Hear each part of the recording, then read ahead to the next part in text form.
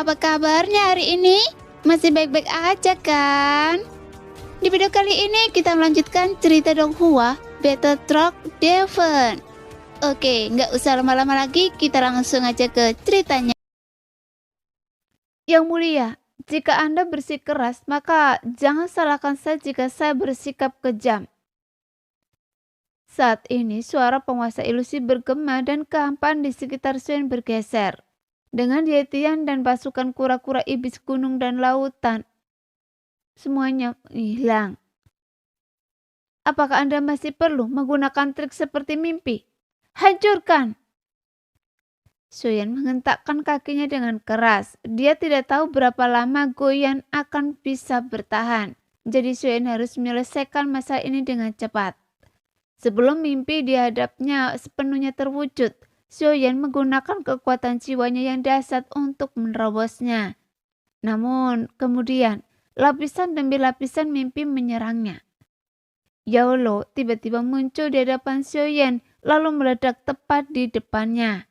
Serpian daging yang tak terhitung jumlahnya beramburan ke wajah Soyan.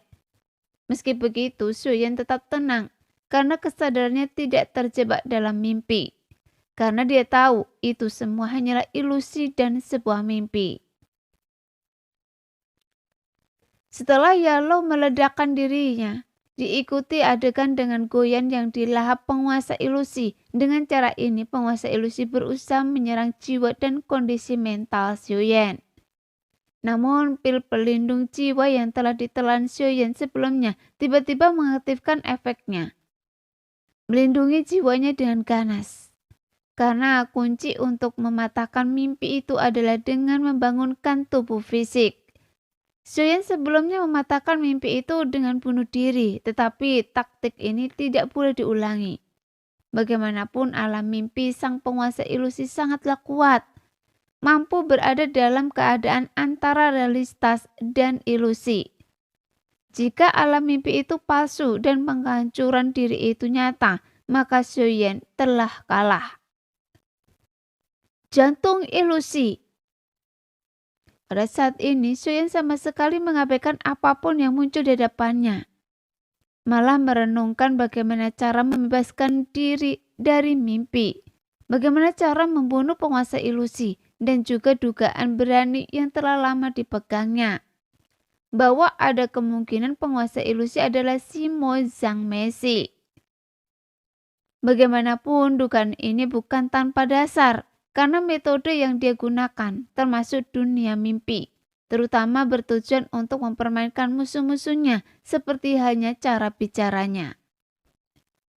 Sejak awal Soyan telah mempertimbangkan kemungkinan ini, tetapi dalam keadaan seperti ini, bahkan jika Soyan mengeluarkan topeng Jugeng, itu mungkin tidak berguna dan hanya akan mengungkap identitasnya.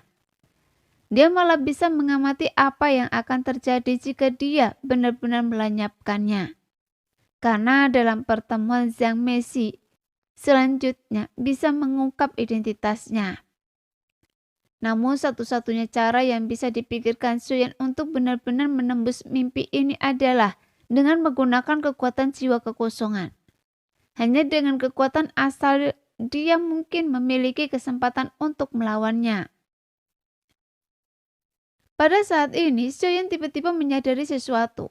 Siapapun yang muncul di depannya, baik yang dikenal maupun tidak, ia akan memusnahkan mereka tanpa ampun. Karena ini adalah mimpi. Ia terus mengingatkan dirinya sendiri untuk tidak menunjukkan sedikit pun belas kasihan. Lagi pula, penguasa mimpi ilusi juga mengkonsumsi kekuatan jiwa. Karena semuanya saling terkait, jadi penguasa ilusi juga pasti akan mengkonsumsi sejumlah besar kekuatan jiwa juga. Meskipun kekuatan jiwa penguasa ilusi jelas lebih unggul dari Soyan, sehingga peluang Soyan untuk menang dalam konfrontasi langsung sangat kecil. Namun karena keadaan sudah sampai seperti ini, khawatir tidak ada gunanya. Dan satu-satunya pilihan adalah bertarung sampai mati. Bertarung bahwa jiwa penguasa ilusi sebenarnya terluka dan disegel di sini, sehingga dia ingin melahap Goyan. tetapi sebenarnya dia ingin menggunakannya untuk membangkitkan dirinya sendiri. Sehingga penguasa ilusi rela menyinggung Suzu dan tidak akan ragu-ragu. Semua demi mendapatkan Goyan. Namun Soyeon percaya kebenaran sebenarnya berbeda. Klan Siming menggunakan kesempatan ini untuk membuka harta karun mimpi ilusi. Awalnya bermaksud menggunakan banyak individu kuat yang membanjiri tempat itu untuk terus menyerap kekuatan jiwa mereka. Secara bertahap memulihkan kekuatannya. Namun kemunculan Soyeon dan Goyan benar-benar mengacaukan rencana penguasa mimpi ilusi.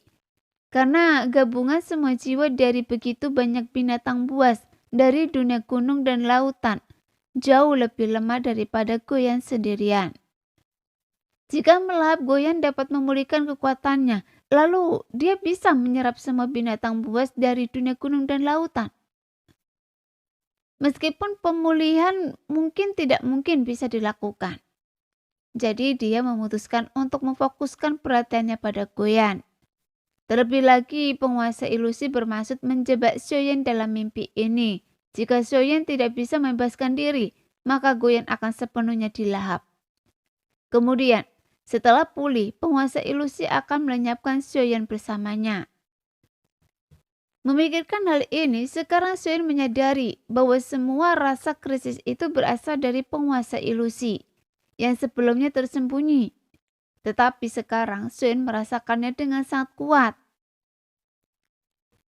Pada saat ini kekuatan jiwa kekosongan terbuka. Sekarang Soyeon tidak berani lengah sedikit pun, bertekad untuk menghancurkan mimpi itu dengan segala cara. Dalam sekejap jiwa kekosongan terwujud, berubah menjadi lubang hitam di dalam mimpi. Kemudian Soyeon bergegas masuk dan benar saja, wujud aslinya langsung terbangun. Seketika melepaskan kilat cahaya guntur ekstrim untuk mendekati peti mati emas. Tetapi sebelum Soyeon sempat melihat dengan jelas apa yang ada di depannya, mimpi itu kembali.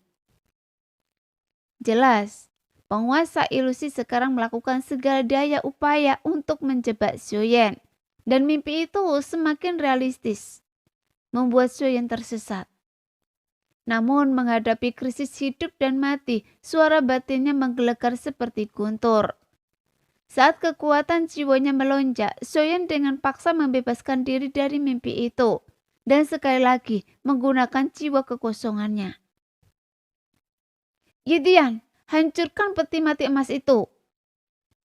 Kali ini Soyeon berteriak keras, begitu ia terbebas dari mimpi itu. Sekarang semuanya sudah jelas. Peti mati emas itu bukanlah segel, melainkan artefak penyelamat nyawa bagi penguasa ilusi. Tanpa peti mati emas yang melindungi jiwanya, dia akan langsung musnah. Karena pembatasan yang tak terhitung jumlahnya sebenarnya dibuat olehnya untuk melindungi peti mati emas dan untuk mengendalikan semua makhluk hidup yang memasuki tempat ini. Setelah Soyeon melihat kebenarannya, jadi sekarang selama dia bisa menghancurkan peti mati emas, dia bisa membunuh penguasa ilusi. Namun, setelah kata-kata itu diucapkan, mimpi itu berlanjut dan Soyeon terus berusaha melepaskan diri dari mimpi. Terjebak dalam lingkaran iblis di mana mimpi dan kenyataan saling terkait. Namun bagi Soyeon, usaha seperti itu sangat melelahkan.